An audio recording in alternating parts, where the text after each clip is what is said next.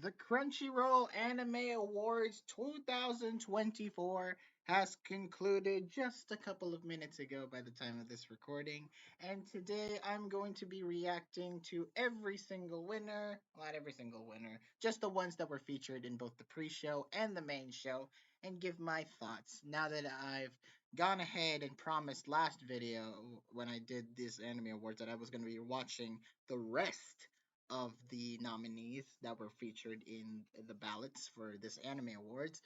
I went ahead and did all that, and my God, do I have some opinions of what the actual winners were? So, let's get first things started, shall we? First off, I'm not going to go over too much on the voice acting categories for each of the countries, but congratulations to all of them. Arabic, German, Italian, Portuguese, Spanish, and Castilian. Very, very well done. French as well, and English. So let's start off with best performance in English, which was Ryan Colt Levy from Chainsaw Man. This one definitely a worthy. This definitely a worthy winner, I would say. Like I've heard Denji's voice in dub, and Ryan does a pretty good job portraying Denji. Abby Trott in Demon Slayer was pretty nice. She was Nezuko, of course. However, I didn't think that she'd win over the course of the series, of course, as opposed to Clips.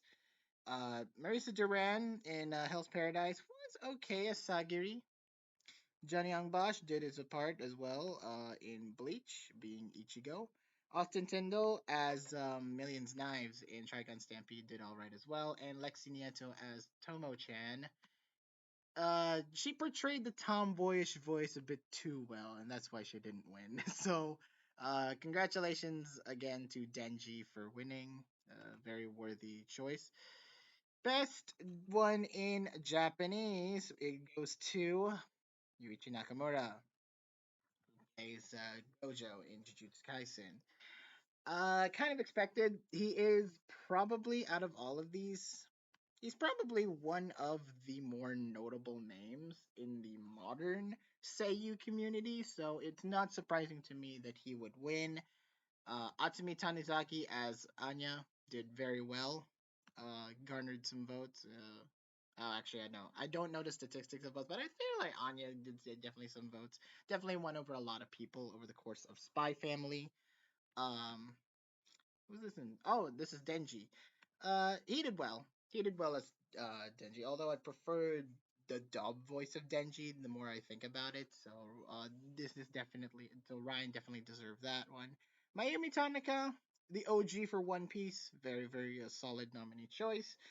Uh, Yoshino Ayama as Hitori Goto, okay, fair enough. And of course, the main man, the innocent little Yuki Kaji, of course, did not win.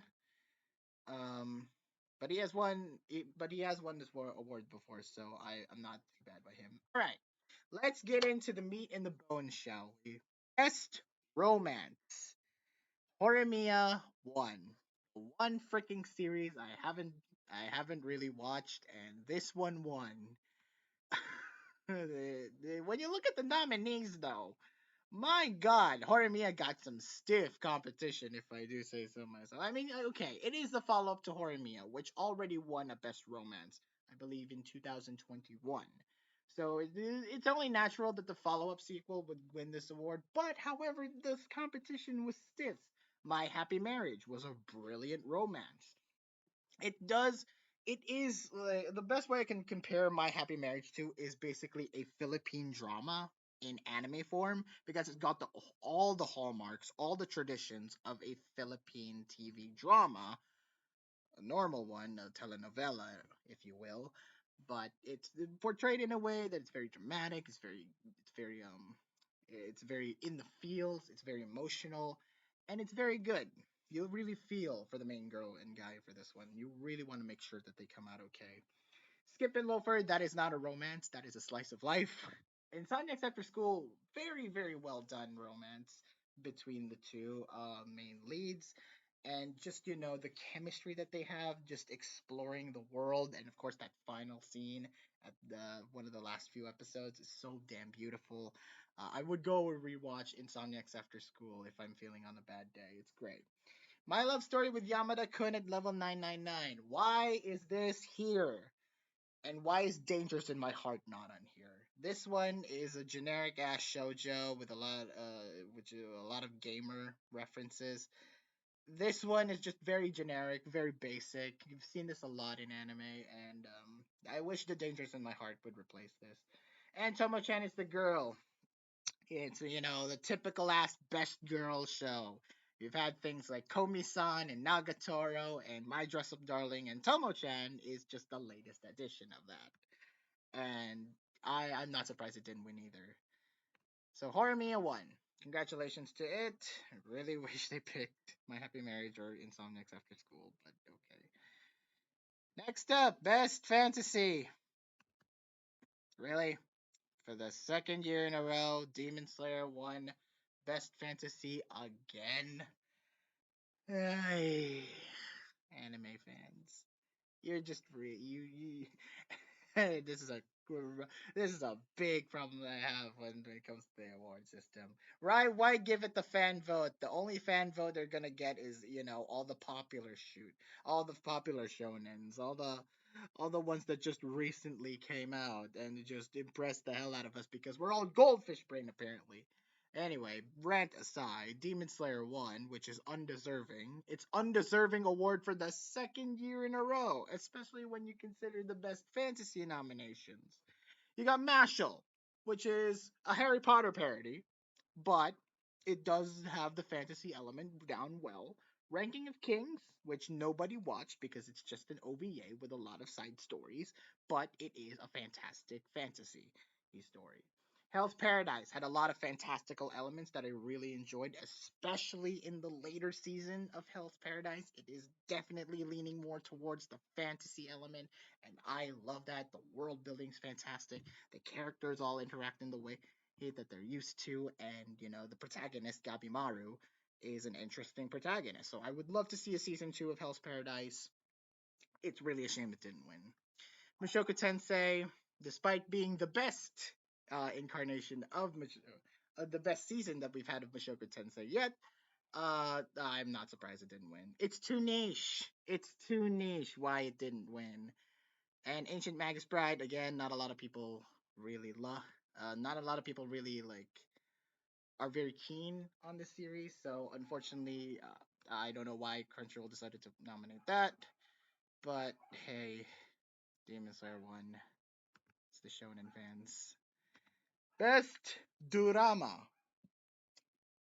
Winner was Attack on Titan. Now, here's the thing. The final season, final chapters. This one had the least amount of drama in Attack on Titan.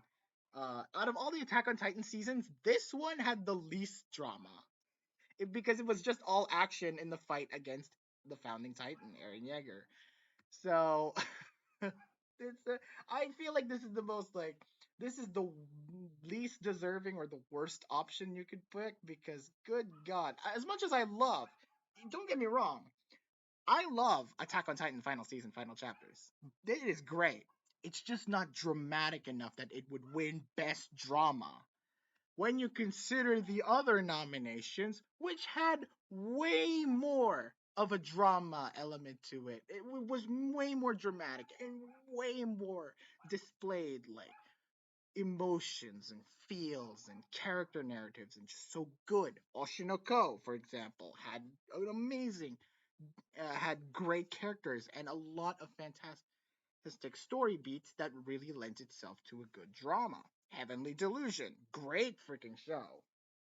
There's a lot of sci-fi elements to it, but the drama is still there, and a lot of people like sleep on this series for unfortunate reason because it is kind of a niche pick. But Heavenly Delusion is so good. The fact that it got nominated in the first place should lend people to watch Heavenly Delusion. Please go watch it. To Your Eternity season 2. I haven't seen the To Your Eternity series, so I'm not really don't have much to say on this one. However, I can see why people like it. People like the first season a lot. I think the first season won best drama at one point, so This one definitely is a good follow up. I'll have to see it when I'll have to see it for myself in order to clarify that. I almost said clarify and confirm. My Happy Marriage, very very good drama. Again, it's a Philippine TV drama.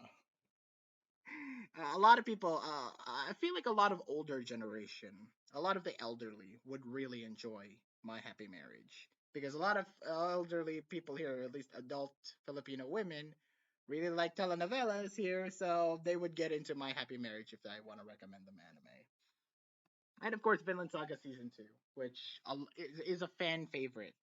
It's a fan favorite anime for a reason, and I am very, very surprised it didn't win.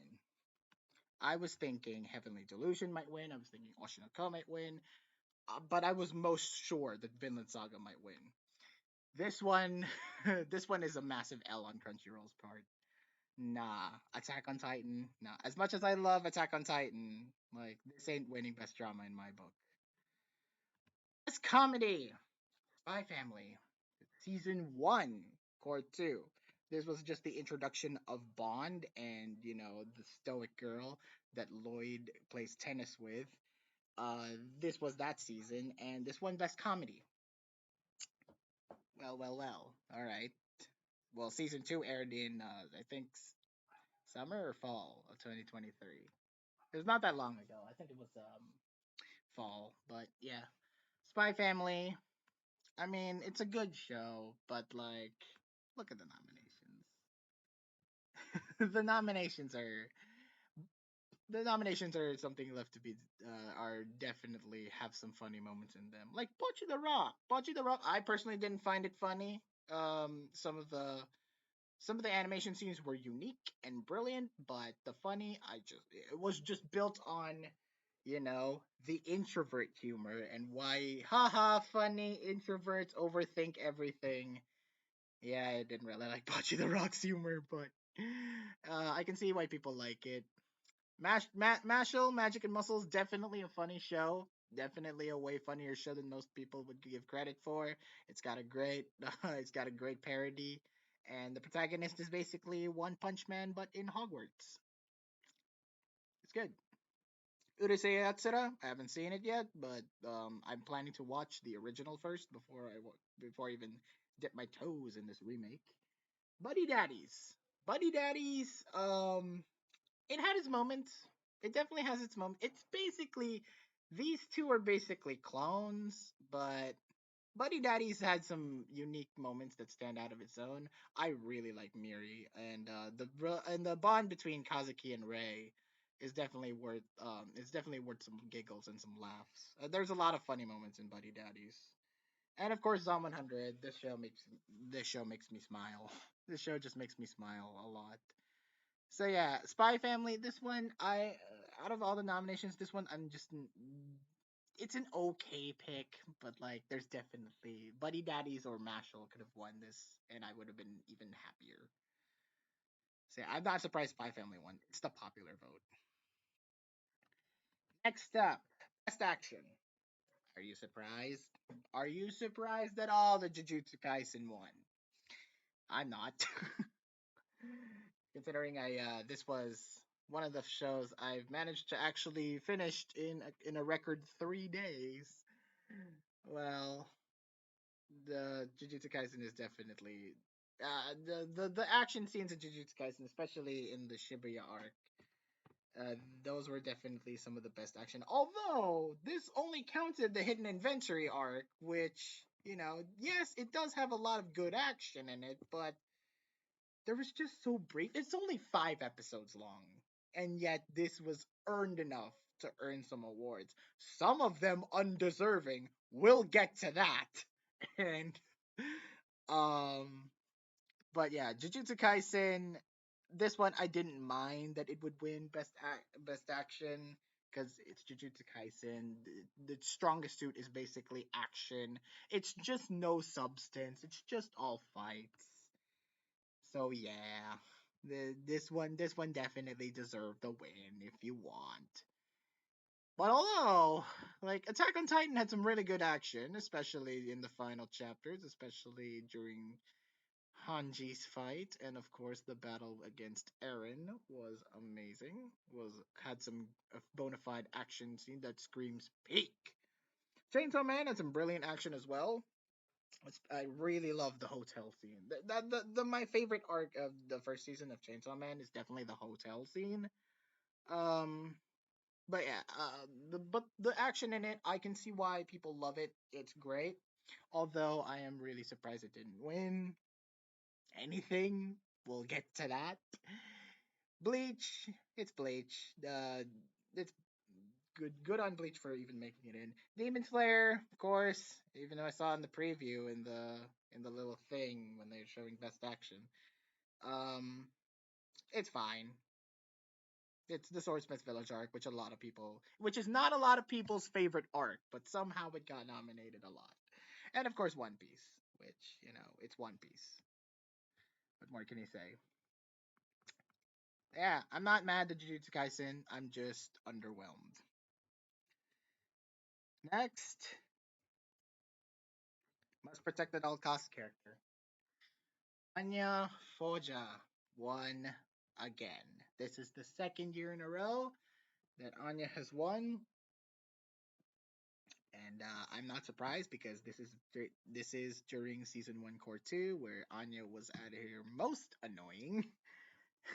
Although season two she mellowed out a lot, but season one, part two, she's like, eh. She's still the same Anya that we know and hate. But the other nominations, I mean, Bocchi. I mean, look at that face. This face is just screams like, I'm an introvert and I needs protecting. No, no, no, no, no. She needs to touch grass. She needs to touch grass hard. Um, and play guitar. Pochita. I'm surprised that Pochita did not win. I'm really surprised that Pochita did not win, especially since Pochita is so freaking cute and they marketed the hell out of Pochita when Chainsaw Man was still airing. Good God, people like Pochita, and I like Pochita, so I'm surprised he didn't win. Boji, I mean, he's already won like what best boy in the past, so he doesn't need protecting. He can literally protect an entire kingdom. That's how strong Boji is. And the manga's still brilliant. Go read the Ranking of Kings manga if you haven't. It gets crazy. Buddy Daddy's Miri Unasaka. Well, she does need protecting a lot. And definitely she plays a part in Kazuki and Rei's bond, and definitely when Miri is present, it feels like a whole family is present, and that's why Miri for me will also get my vote. Honestly, it's just between these two for me. Anya is definitely the winner. And I haven't seen the Mobile Suit Gundam, The Witch from Mercury, so I have no opinions on Soletta. But yeah, of the two, I would rather go with Pochita. But yeah, Miri's just as cute. But yeah, OG Miri has to win. It's freaking Anya. Ugh. Best supporting character. You knew. You fuckers knew that Go, Satoru Gojo was going to win. I want to see the freaking numbers for this one. Satoru Gojo, of course, wins Best Supporting Character. No surprises there. He is, you know, hidden. The hidden inventory arc is basically just Gojo simps go wild because he's in it and he's the hottest frick and he's loved by the all. The show even parodied the frick out of these fangirls like all over Gojo. Like, come on, Ghetto has to put up with all this crap. Speaking of, Ghetto was also nominated. Okay, fair enough. But I really it's these two, man. These two, Kana Anima and Power are fine in their supporting roles, but these two, my god, these two are great as supporting characters. Hanji Zoe had an amazing final fight in the final season, final chapters, but Reagan was built up like a motherfucking Chad, bro. Especially in the in his final scene with Mob at the end of Mob Psycho season 3. It's great. No, Gojo had to win because he's motherfucking Gojo.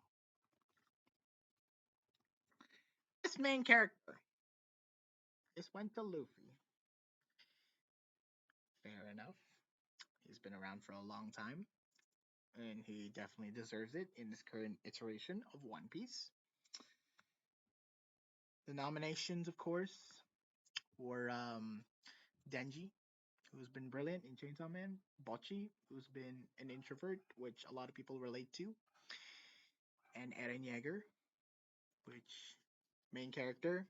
He's not even shown as the main character. Basically, the main character is what freaking Armin or Levi or Mikasa, or in the final season specifically. But man, these two got snobbed hard. These two got snobbed hard. Mob had a brilliant character arc in Mob Psycho season 3. It was fantastic, and the way just coming to terms on who he is great. It's a great watch. And Thorfinn, I haven't seen Vinland Saga, but I know I'm gonna love Thorfinn. I'm gonna love the heck out of Thorfinn. Everyone loves Thorfinn in the anime community, and it's a real damn shame he didn't win. It's a real damn shame. You had to give it to the shonen fans once again, Luffy. Luffy wins. Best director. Jujutsu Kaisen won. Wasn't Mappa like having a bad rep for overworking its employees? Yeah, I don't think this one is particularly a good look on them, but do you know what? Fair enough. If it's the show itself, then sure, give it to Shota Gojizono. It did create some banger like moments in the Hidden Adventure arc, a lot of like fluidity in the animation, all that. We'll get to that. um, but I feel like there's better direction in better shows. Hot take. Oshinoko, for example, follows the manga very well, and a lot of things really like flowed and perceived well. Like Daisuke Hiramaki did an amazing job with the direction of Oshinoko. Keiichiro Saito, good direction. Bocce the Rock. Heavenly Delusion had amazing freaking direction. I really enjoyed the flow of it, the narratives and the story beats that they developed.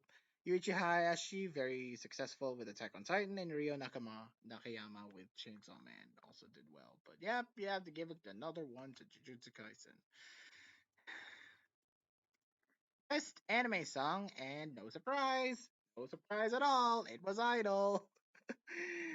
Yep, Idol wins because it topped the Billboard 100. It's a meme by now that it topped the Billboard 100. But yeah, this one is also very expected. This one I'm this one was one of the few awards that I was happy with. But yeah, I enjoyed Idol. Um, Station Complex, okay, Suzume. Hey, great soundtrack, but the song itself is a banger. Where Blue is, typical shonen intro. Work, amazing intro. Kickback, amazing intro. But definitely deserving of the win is Idol. Well done, Yoasobi. Best anime film, Suzume.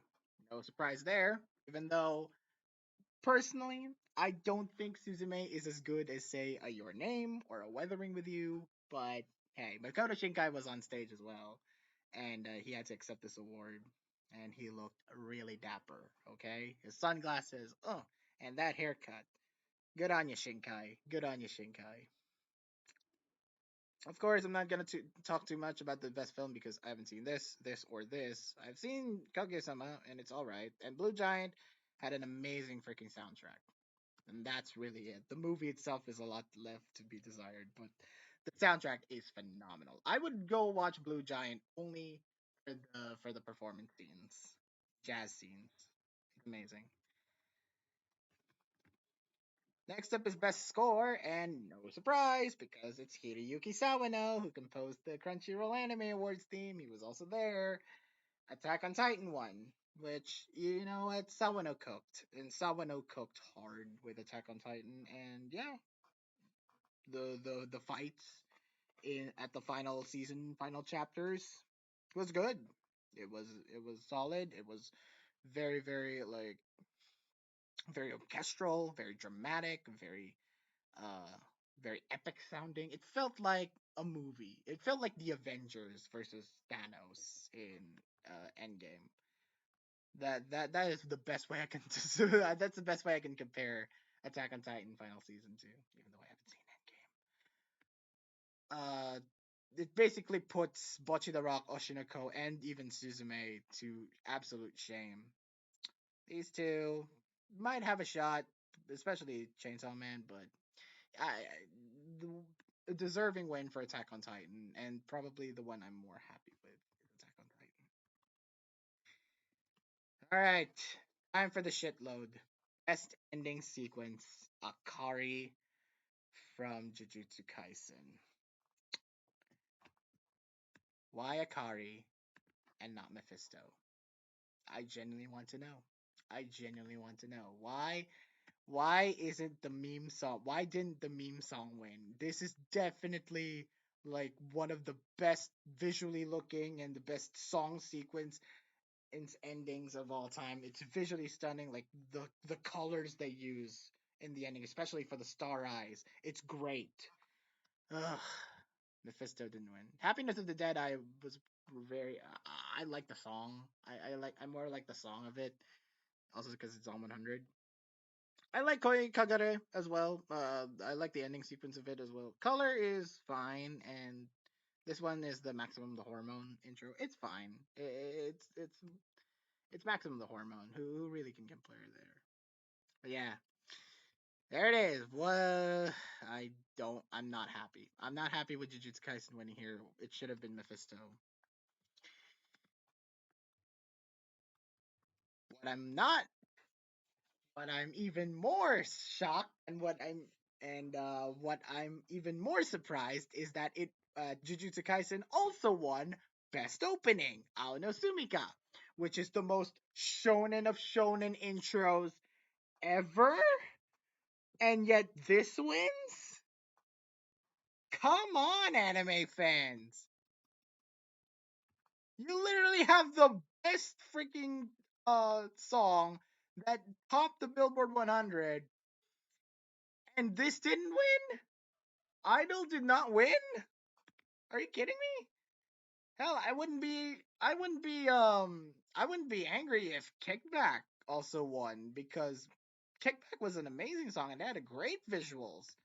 It had a great opening sequence. Innocent Arrogance was a had a great opening. Heavenly Delusion. And then Song of the Dead, one of my favorite. This is my personal favorite opening sequence of last year. So I'm not surprised that it didn't win, but I was like cheering for it once it played. And of course Work. Work is amazing. Paying for Hell's Paradise. But man, the least deserving option won again, and it's freaking Jujutsu Kaisen again. You start to see a pattern with this. Best continuing series. One Piece won again. Won last year and now it's winning this year again. And you know what? After all the deluge of crap that I've went through, like all these series, like One Piece deserves its nod, continuing the resurgence that it had in 2022, I believe, because that's when really people would started, yeah, One Piece, and then the remake really exploded in popularity, and then One Piece just blew up from there. Gear 5 was an amazing thing. One Piece got huge, and One Piece got huge again, and this definitely deserves best continuing series. Not much to dwell on that. A slice of life. As a connoisseur of slice of life, I gotta ask, why? Why Bocce the Rock? Why the introverted girl who just wants to make a band and is overthinking a lot, and the joke got stale? Really? Really? That's your slice of life? Because I can name freaking anyone could be better than fucking Bocce the Rock. Harumiya, I haven't seen. It's more of a romance though than a slice of life, so I'm not surprised it didn't win. My love story with Yamada-kun, that is X'd out. The why, how, why. Do it yourself is a cute little series, and it's definitely more worthy of the slice of life genre. But I knew it didn't win because it's too simple, it's too niche. But man, Insomniacs After School. This is a great freaking show and a great hit slice of life. One of the most underrated shows last year. And what should have won? How the fuck did Skip and Loafer not win? The purest 100% definition of a fucking slice of life, and you glossed it over for Bocce the Rock. Popular does not equal good.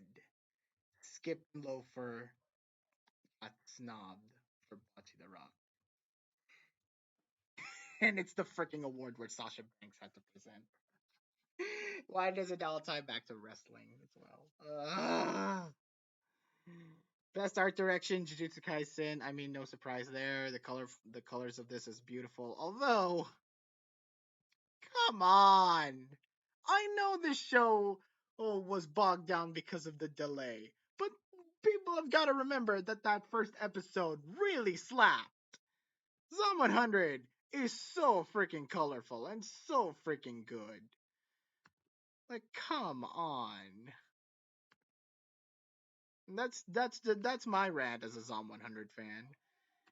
The rest of this, Oshinoko had brilliant art. Not much to say. I think it pales comparison to Demon Slayer, unfortunately. So is Jujutsu Kaisen. Chainsaw Man and Hell's Paradise, they're in their own little league because they're more mature. But my god, this thing should have won. Zom 100 should have won. Next up, Best Cinematography. And it's motherfucking Jujutsu Kaisen again. Come on.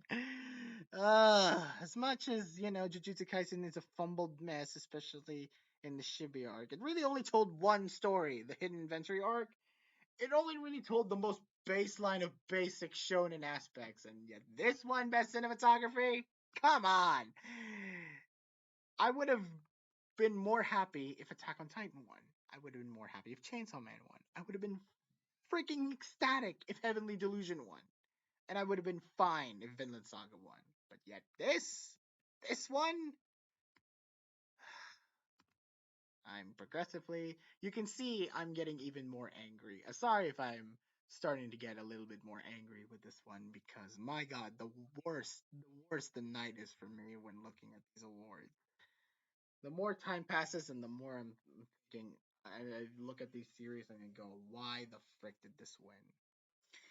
Best new series, Chainsaw Man won. Finally, finally something for Chainsaw Man. One freaking award. Uh, I don't mind.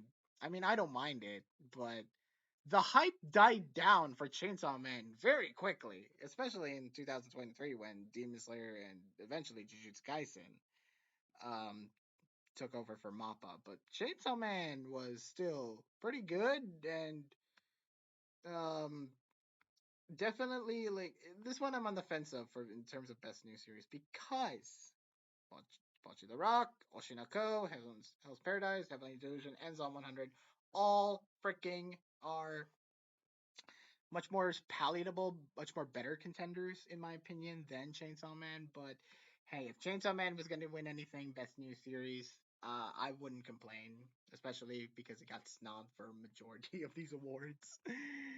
But yeah, uh, deserve. Next up, best animation. No freaking surprise. No freaking surprise. Demon Slayer won. It's unique. It's unique. It's got a unique art style. Sure. Never mind the fact that Mob Psycho also was in the ballot and Jujutsu Kaisen. This one here. Okay, a lot of people freaking complained about this because yeah, Swordsmith Village arc was a arc nobody cared, And yet this one I let out a pretty cathartic laugh because Jujutsu Kaisen did not win best animation, which I'm a bit surprised about because when you look at both Demon Slayer versus Jujutsu Kaisen, you would think that Jujutsu Kaisen has the edge when it comes to animation quality. Mappa really delivering the freaking Sakuga and bringing it into life versus UFO Table and their way of portraying Demon Slayer over the course of their run. And of course, there's the underdog, which is Mob Psycho, which had amazing freaking animation. Yeah, Demon Slayer, one of the more confusing winners for best animation. I was, this was a slam dunk for Jujutsu Kaisen. My God. Speaking of Jujutsu Kaisen, another award that it had no right of winning, Best Character Design, despite having the most basic ass character designs for humans. I mean, okay, the Cursed Spirit character designs were admittedly pretty cool. However, how the frick did Demon Slayer not win?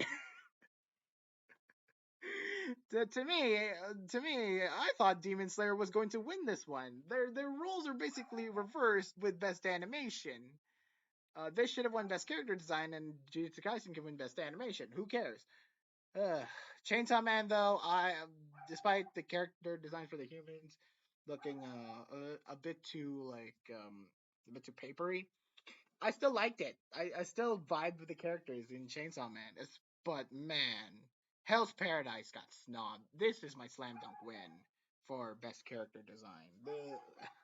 I was really, really looking forward to seeing more of the characters in Hell's Paradise. And look at all these. Look at all these brilliant ass character designs for the humans. It's amazing.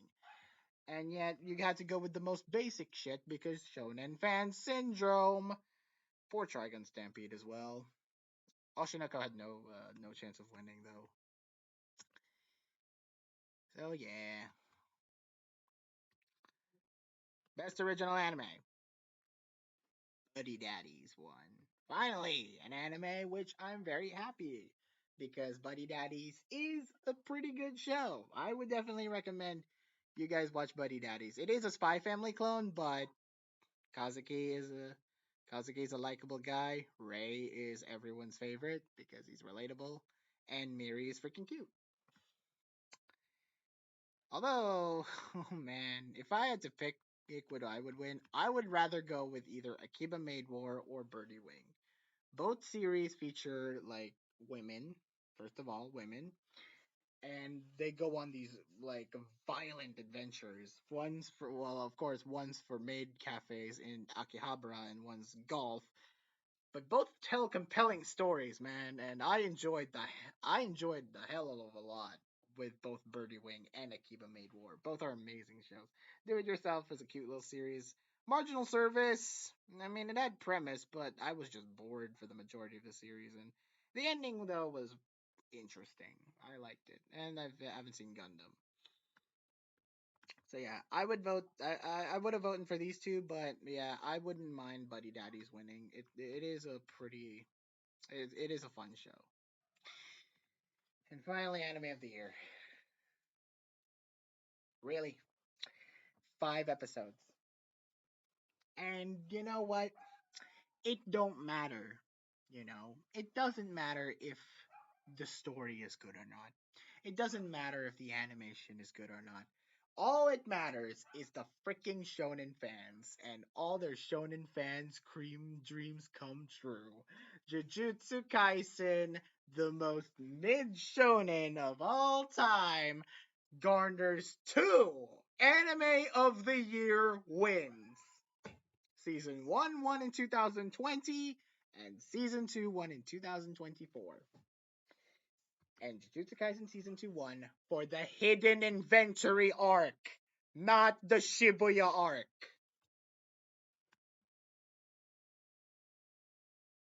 Okay, Crunchyroll. Okay. My pick didn't win.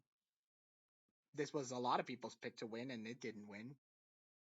This one got snobbed because the hype died down after this took over for Mappa.